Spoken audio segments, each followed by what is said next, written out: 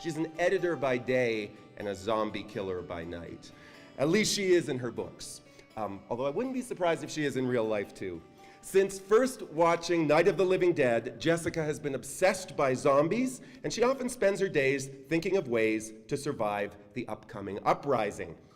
Recently, she wrote a nonfiction book about the undead that explores how they're a metaphor for society's fears about science.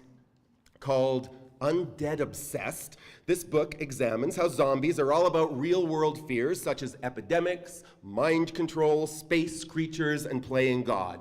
But Jessica is not just about zombies for scholarly adults. No, no, no. Under the pen name of Pembroke Sinclair, she writes young adult novels about zombies and about the intrepid teens who survive the apocalyptic world. She's written too for Serial Killer magazine. She's published a book about slasher films. And because I know Jessica well, I know she's going to do a brilliant job relating the zombie apocalypse to living in Laramie. So let's get her up here for Science and Zombies.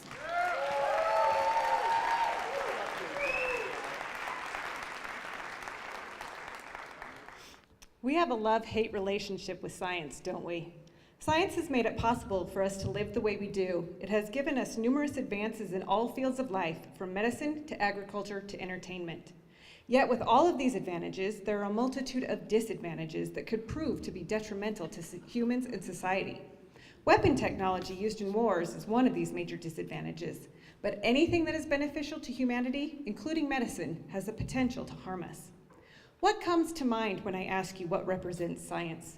Is it some cliched variation of a person in a white coat in a lab surrounded by various beakers filled with colored liquid?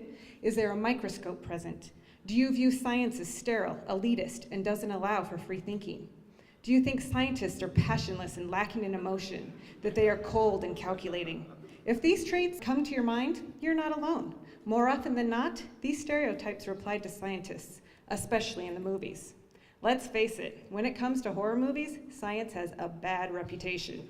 Blind ambition, experimental serums, and genetic experiments are often blamed for the giant monster terrorizing the city, or the reason aliens are taking human prisoners, or the cause of the dead rising from the grave to consume living flesh. In horror films, science unleashes the horror onto humankind and then fails to find the cure. When it comes to zombies and scientists, these two creatures share similar traits.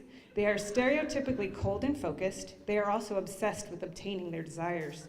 For zombies, it's flesh. For scientists, it's answers at the expense of humanity. Examples of these fears and the negative impact science and scientists have on society in the form of zombies can be seen in movies and books throughout history. In 1818, Mary Shelley explored these same fears in her book Frankenstein.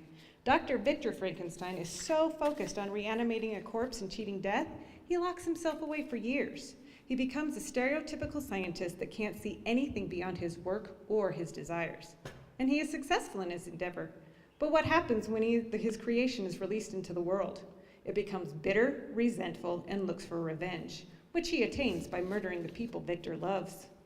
In 1985, in Day of the Dead, Dr. Logan keeps Bub, a zombie, chained up, feeding him the remains of his colleagues and the soldiers to keep the zombie placated. Logan is completely obsessed with trying to make the zombie civilized, and he refuses to let anything distract him from his mission, even morals. He does whatever is necessary to ensure he has the proper test subjects to continue his research, which includes dehumanizing his colleagues and making them food.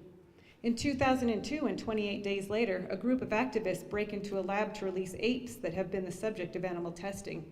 The activists believe that the acts are cruel, while the scientific community views them as necessary to find answers.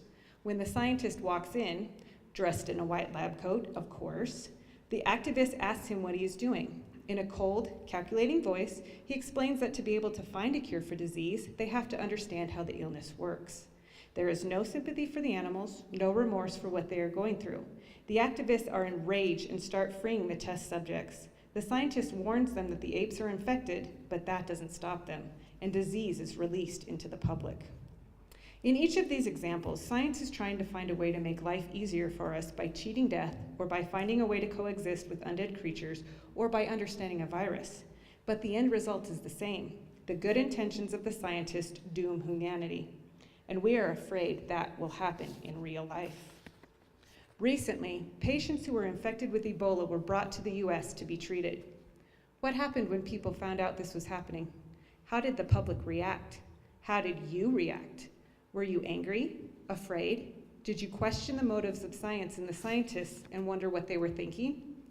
The goal of science and scientists was to help these people, to make them better and to understand this horrible virus, perhaps even find a way to cure it.